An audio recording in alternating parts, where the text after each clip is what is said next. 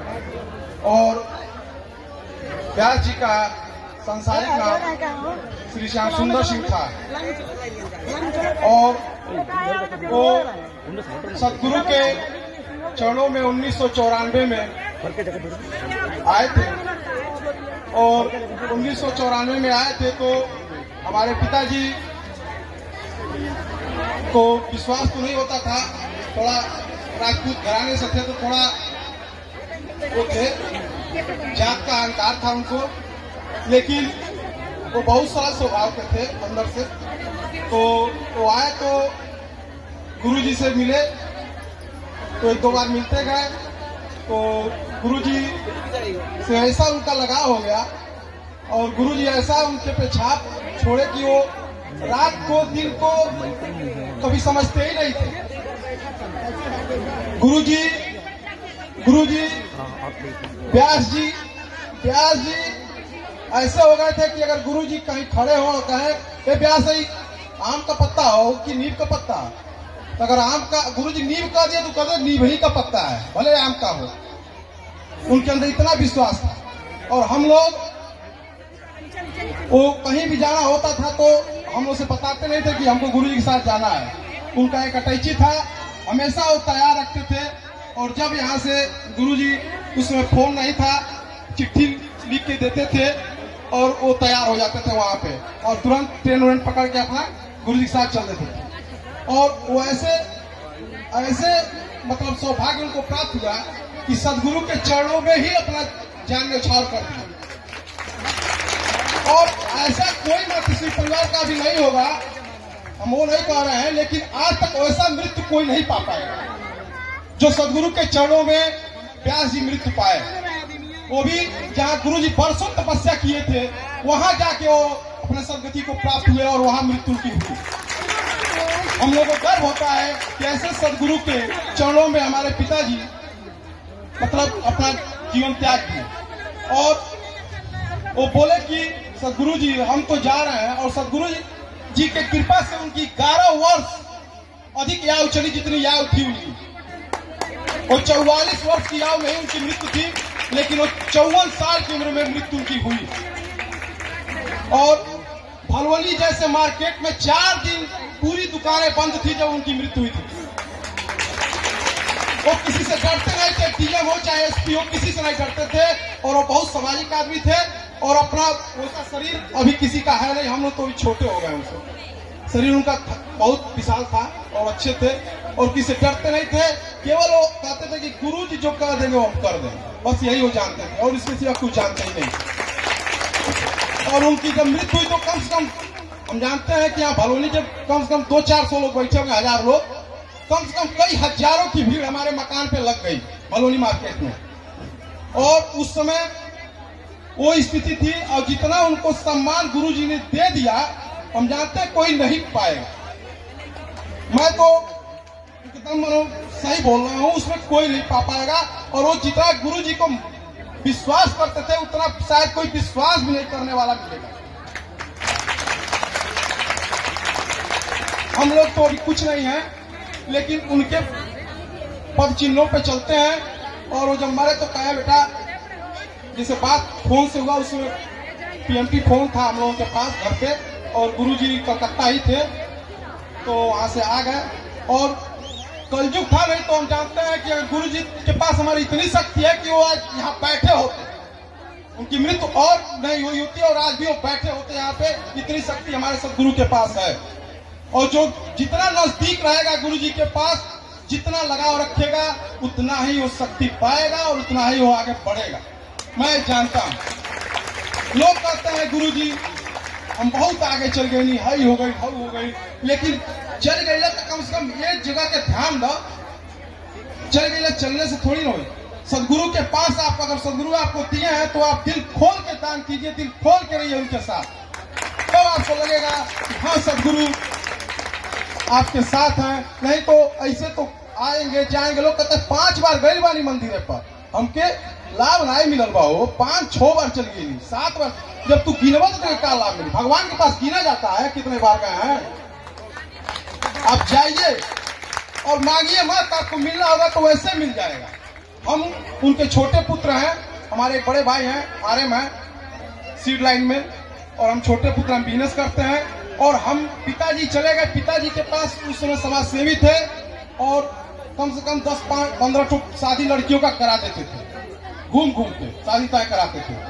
और उनके पास 28 रुपया नहीं था। 1994-95 की बात है कि वो जैसे आए, 28 रुपया बस का किराया था, 14 रुपया लगता था कि वो आए और पढ़ा लगा 28 को यहाँ पे यज्ञ करें। लेकिन सदगुरु से बोले कि सदगुरु जी कहे कि तू 3 ठो वरदान मांग लो, तोरे खातिर हम 3 वरदान तुमको दे दें। ऐसा भी किसी के साथ हुआ नहीं होगा। और उनको गुरुजी 3 वरदान मांगे, कहे कि गुरुजी पहला वरदान ये दीजिए कि जब तक हम जीवित रहे, हमारे माँ बाप हमारे सामने जीवित दिखे, उनके माँ बाप जो थे, हमारे बाबा दादी। और दूसरा वरदान ये मांगे कि गुरुजी हमको इतना ही दीजिए कि जितना हम आपके पास आ जाया करो, सेवा हो जाए, हमको ज्यादा धन की जरूरत नहीं है। वो भी हुआ। और 54 साल की उम्र में ही हम लोग 4 भाई बहन हैं, 2 बड़ी बहन है हमारे पास, 2 छोटे हम लोग हैं, और चारों लोगों की 54 साल में ही शादी कर दिए और सबके बच्चे भी देखे। अब सोचिए, जितने जब मृत्यु हुआ उसके पहले सब कुछ हम लोगों को कर देते। ये सदगुरु की देन थी। और सदगुरु जब अपना शरीर छोड़े तो सदगुरु जी जाके अपना आंचल दिए थे उस कम से कम 2000 लोगों की भीड़ में, बरहत नदी के घाट पे। तो मामूली बात नहीं था कि गुरु जी चल के गए और वहां अपनी आंचल उनके शरीर पे ओढ़ाए, तब उनकी मृत्यु मतलब आग लगी। ऐसा बात नहीं है, हम झूठे नहीं बोल रहे। इतने भरौनी के लोग बैठे हैं, सब लोग इसमें जानते होंगे देवरिया जिले के। और वहाँ पिताजी 30-35 लाख का खरीदा हुआ जमीन दान भी किया, वहाँ शक्तिपीठ भी बना है। और शक्तिपीठ वहाँ पे हमेशा समझिए कि जगता रहता है एकदम, वहाँ का शक्तिपीठ, कहीं वहाँ कमी नहीं है। और हम लोग, अब हम अपने बारे में क्या बताएं, हम लोग खुद सदगुरु के चरणों में, हम तो देखते ही नहीं है कि हमारे पास कितना पैसा है, क्या है। हम तो जो आता है गुरु जी को एकदम खुले दिल से हम रहते हैं, उसमें कोई दिक्कत नहीं है। और सदगुरु, हम अपने जीवन में कम से कम, हमारे पास आज भी 3-4 चरपहिया है, हम लोग रखते हैं। हम लोग खुद 3-4 मकाने बनवा चुके हैं। किसी चीज की कमी नहीं है। दवा तो हमारे यहाँ 5 पैसे का भी नहीं लगता है।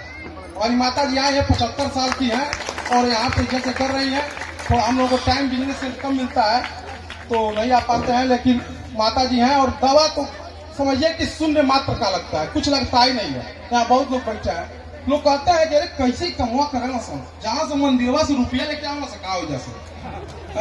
लोग कहते हैं गुरु जी के लगवा जाना, और गुरु जी लोगों के 10-20 लाख रुपया दे देंगे, आई आ जाना। तो हम कहते हैं चलो तुम ले आवा, तोके का परेशानी बा। आप जब जाएंगे तो वहाँ पता चलेगा, भरौनी में ऐसे लोग बात करते हैं हम लोगों से। तो ये सदगुरु की महिमा है। और आप लोग से यही कहेंगे कि सदगुरु जी की कृपा से जुड़े रहिए, और सदगुरु की कृपा इतना बनेगा कि आप लोगों को किसी चीज की कमी नहीं। लेकिन हाँ, विश्वास के साथ रहिए। आप लोग विश्वास के साथ रहेंगे तभी कुछ मिलेगा। अगर आते जाते रहेंगे उधे मन माधव मन से तो कुछ नहीं मिलेगा। आप विश्वास के साथ रहिए, और विश्वास से खूब मिलेगा, इतना मिलेगा कि आपको रखने की जगह नहीं मिलेगी। दुख भी नहीं आएगा और सुख आएगा। और पैसा तो आता जाता रहेगा, लेकिन आपको सुख शांति बहुत मिलेगा, इसमें कोई दिक्कत नहीं है। आप लोग एकदम, हम लोग तो मतलब दोनों भाई। हाँ, एक चीज और है, हम लोग 2 भाई हैं, और 2 लोगों की कहते हैं कि लोग जब बाप चले जाते हैं तो लोग अगल बगल मतलब अलग हो जाते हैं। लेकिन हम लोग 2 भाई हैं, और दोनों भाई एक छत के नीचे रहते हैं, और 15-16 साल हो गए सब। और एक छोटा सा भी कोई काम होता है तो बिना सदगुरु के पूछे नहीं होता, और हमको कहना नहीं पड़ता है। एक बार की बात है, हम भरौनी से जा रहे थे देवरिया, उस समय 4 पहिया से नहीं जा रहे थे, 2 पहिया से जा रहे थे, पल्सर गाड़ी थी। और हम जब जा रहे थे तो बारीपुर एक हमारे यहाँ मंदिर पड़ता है, जितने लोग जानते होंगे भरौनी के, बारीपुर मंदिर पे जो एक्सीडेंट होता है वो आदमी बचता नहीं है। बहुत लोग यहाँ जानते होंगे, वो मर ही जाता है बारीपुर मंदिर के पास। ऐसा वहाँ पता नहीं क्या है। हम भी जा रहे थे, हेलमेट लगाए थे, और जा रहे थे तो 60-65 की स्पीड में थे। 7:30 शाम को हो रहा था, तो जा रहे थे तो उधर से कोई बहुत तेज गाड़ी आई, तो उसकी रोशनी जब मुझे लगी आंख पे तो मैं थोड़ा चकमका गया और वहीं 2-3 ट्रक लाइन से खड़ी थी सब, तो हमने देखा नहीं ट्रक को। मैंने अपनी गाड़ी मोड़ लिया, जैसे मोड़ा वैसे ट्रक मेरे सामने आ गया। अब तो हम सोचे कि ट्रकवे में चले गए लग रहा है। अब 60-65 की स्पीड में और पल्सर गाड़ी थी। जैसे हम आगे किए गाड़ी तो हमने कहा अब तो गए, पर ये गुरुजी अब तो हम कहीं नहीं लगा था। हमारे यही हमको आया। जैसे गए पता नहीं कैसे ब्रेक मारे, हम सड़क के किनारे, गाड़ी ट्रक के नीचे, मोटरसाइकिल ट्रक के नीचे। अब हम गिरे तो हमारे में गिट्टी धस गया और ठेवना सब फूट गया था। अब फूट तो गया लेकिन वहाँ 2-4 लोग तुरंत भीड़ लग गया। शाम का टाइम था, गाड़ियां रुक गई चारों बगल से। अब हम बीच सड़क पे थे, उठे। अब उठे तो हम अपने आप पे उठ गए। हम कहे हमारा कुछ भाई नहीं बा। और कहीं गुरुजी हमारा लगा था हाथ पैर सब ठीक था, तो यही कहा लग रहा है गुरु से बात कर रहा है, ऐसे हमको महसूस हो रहा था। तो अब फिर हम कहे कि हमारा मोटरसाइकिल ट्रकवा के नीचे से निकाल दो, हम चला के चल जाए घरे। वो कह रहे तू घरे जी में इतना ब्लड तो गिरता, हमको ना घरे चल जाए। और हम किसी को घर पे फोन नहीं किए। जैसे हम कुछ होता है तो किसी को बताते नहीं, पहले गुरुजी को बताते हैं। घर में किसी को नहीं बताते हैं कि हमको क्या हुआ। हम भागे हुए यहीं आते हैं और हमको शांति मिल जाता है, दवा भी नहीं खाते हैं कोई चीज का। वहां गए, मोटरसाइकिल खुद चला के हम अकेले चले गए अपने मकान पे देवरिया। और हमारी मकान 4 मंजिला है देवरिया में, और हम लोग तीसरे मंजिल दूसरे मंजिल पर रहते हैं। अब वहां से हम पैदल चले, मतलब चढ़ के चले गए। और जब गए तो वहां लोग जब देखे परिवार के लोग, तो एकदम मतलब हम जाके वहीं गिर गए, अपने सोफे पे बैठ के गिर गए वहीं पे। लोग अरे इतना तो चोट लगा, जल्दी हॉस्पिटल ले चलेंगे, जल्दी गाड़ी ले आओ हॉस्पिटल ले चलो। हम कहीं नहीं जाए, हमको कहीं जाना नहीं है। हमके गुरुजी से बात, झूठे बोले गुरु से बात हो गई, हमारा सब ठीक हो जाए। झूठ भी बोलते हैं विश्वास के साथ तो सही हो जाता है। आप झूठ भी बोलेंगे ना विश्वास के साथ, एकदम अंतरात्मा से, तो लगता है कि हो रहा है आपके साथ। तो हम बोल दिए ऐसे ही। तो हमारे भैया भी आ गए थे उस समय, तो कह रहे हैं ना चलो तुमको हॉस्पिटल चले, पट्टी टाका उका लगवा दो। हम कहे ना, हमके खाली दर्द तो 2-4 थोड़ा गोली लेते आओ। हम नहीं गए। तो हम गुरुजी से बात नहीं किए थे। उसमें गुरुजी कलकत्ता में थे, तो हम रो रहे थे। हम कहे सबके खाते हम गुरुजी के लिए फोन करेंगे, हम खुद ही अपने लागल तो कैसे फोन करें गुरुजी के पास। तो हम फोन नहीं किए। तो भैया कहा कि हम गुरुजी के फोन करते हैं। तो भैया कर दिए फोन गुरुजी को। तो गुरुजी कह रहे बाबू के कैसे चोट लग गई हो, अब फिर ठीक हो जाए। गुरुजी है तो फोटो खींच के भेजा। तो मेरा फोटो खींच के भैया भेज दिए व्हाट्सएप पे गुरुजी को, और पूरा चोट लगा था भेज दिए। और हम मात्र 50-60 रुपए का वही गोली दर्द का खाए होंगे, और कोई दवा नहीं। वैसे फूल गिरा, वैसे हम अपना पट्टी घर पे था उसको लपेट लिए। और हम जानते हैं 1 हफ्ता के अंदर हम चलने फिरने गया। अब सोचिए उतना बड़ा एक्सीडेंट में हमारा एक पैर भी नहीं टूटा, हाथ भी नहीं टूटा, कुछ नहीं हुआ। और लोग वहाँ कोई बचता नहीं, यहाँ भरौनी के लोग बैठे होंगे, कम से कम वहाँ 1000 लोग तो आज तक मर ही गए होंगे। हम जानते हैं बारीपुर मंदिर के पास और गणेश के बीच में। सही बात है कि नहीं है? सही है, वहाँ लोग मर गए। सही है, सही है। अब लेकिन मैं बच गया। लोग जब सुनते हैं तो कहते हैं तू बच गया, हम हमको तो जिए का। अब हमके गुरु जी के चरण में कितना दिन रहेगा तो नहीं पता, लेकिन अभी हमको जीना है। और सदगुरु की कृपा इतनी है कि उसकी कोई वो नहीं है। 2 मंदिर बन रहा है हमारा, उसमें दोनों मंदिर में 11,000 रुपये, 21,000 रुपये का सहयोग रहेगा सदगुरु के चरणों में।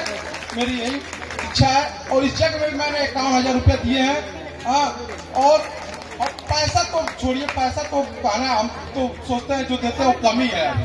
हम सोचते हैं कि कब कितना हो जाए कि हम दे दें। हमको दिन में यही पड़ा रहता है। हम ये नहीं देखते कि मेरे थैली में किस 5। और सुनिए, जब मोदी नोट बंद किए थे तो हम लोग बैंक में अक्सर आते जाते थे पैसा लेके।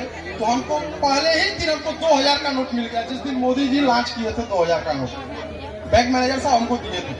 तो मैं वो 2,000 का नोट किसी को न दिया, न खर्चा किया, धीरे से अपने पर्स में रख लिया। और सब मैं यही सोचा उसी जिस टाइम लिए कि मैं जिस दिन सदगुरु के पास जाऊंगा ये 2,000 का नोट उन्हीं को दूंगा, पहला नोट। और मैंने सदगुरु जी को पहला नोट 2,000 का दिया था। और जितनी भी नई नोटें आई थी, चाहे वो सिक्का हो चाहे नोटें हो, हम सदगुरु को पहला भेंट किए हैं, उसके बाद ही अपने पास खर्च करते हैं। जैसे विश्वास, मन में एक श्रद्धा होना चाहिए लोगों को, और जब श्रद्धा रहेगा तो किसी चीज की कमी नहीं होगी। मैं इतना जानता हूँ और बाड़ी को विराम देता हूँ। सदगुरु के चरणों में नमस्कार। शरद मिश्रा जी हैं, लेट हो रहा है।